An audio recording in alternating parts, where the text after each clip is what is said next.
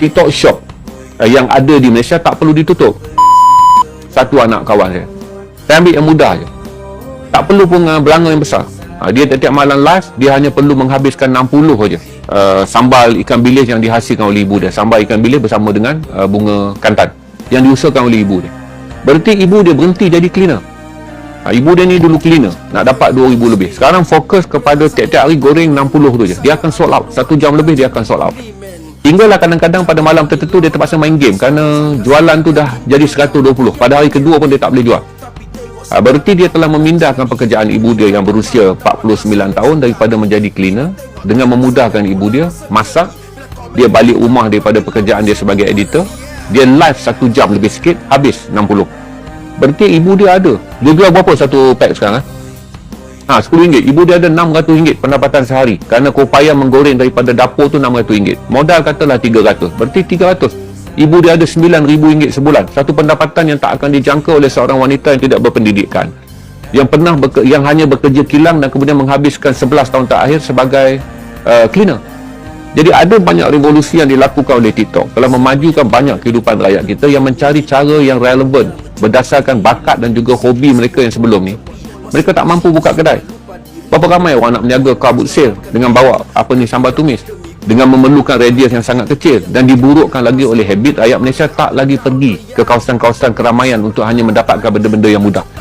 Berarti kalaulah dia letak di kedai Petronas, tak ada siapa berhenti di kedai mesra Petronas untuk cari ikan bilis. Kalau dia letak di pasar malam, berapa banyak pasar malam nak habiskan 60 ikan bilis? Dan dia telah menemui satu cara yang saya rasa beribu-ribu mereka yang berniaga sebelum ni telah menemukan cara dengan menggunakan TikTokers. Orang yang pandai ada di TikTokers tapi tak ada produk. Dia dipanggil sebagai mix and merge. Mereka yang menjadi TikTokers pandai edit barang, buka page, manage page, jawab komen, buat communication, kumpulkan traffic.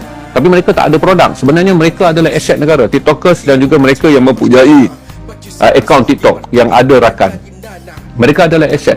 Dengan kerajaan hanya perlu merundingkan apa yang dipanggil sebagai projek TikTok Shop dan projek beg kuning bagi membolehkan industri PMKS dalam sektor makanan, penghasilan apa juga benda, di mana kebanyakan mereka yang menghasilkan produk adalah mereka yang tak mahir menjual produk. Bagi mereka yang mahir pula berada di TikTok, mereka ketiadaan produk. Jadi saya kata modelnya lebih relevan daripada kita mengambil langkah dengan copy and paste apa yang diambil di Indonesia di bawah butang panik, di mana tutup tu kedai TikTok. Sedangkan apa yang boleh dirundingkan adalah meminta TikTok mengendalikan akaun domestik yang menjual produk daripada luar, yang boleh menjerumuskan aliran tunai Malaysia ke luar negara dikawal.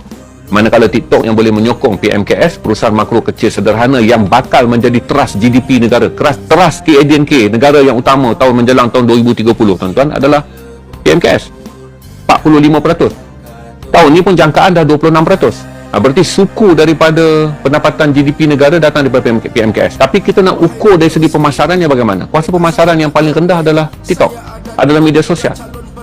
Berarti saya fikir kerajaan perlu faham untuk melihat potensi TikTok tanpa melihat sudut negatifnya, dengan membuat copy and paste di bawah ketidakupayaan Indonesia mencari jalan keluar.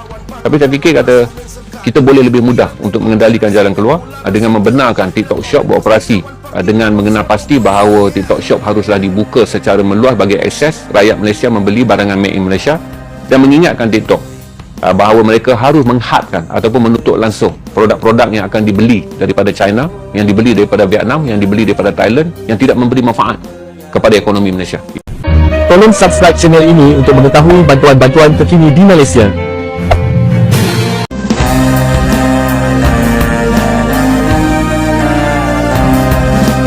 Siapa yang menang belum tentu gemilang. Penyamun yang cukupkan bilang prinsip semua tolak tepi. Masing-masing sudah lupa diri. Penyamun pun nak selamatkan diri.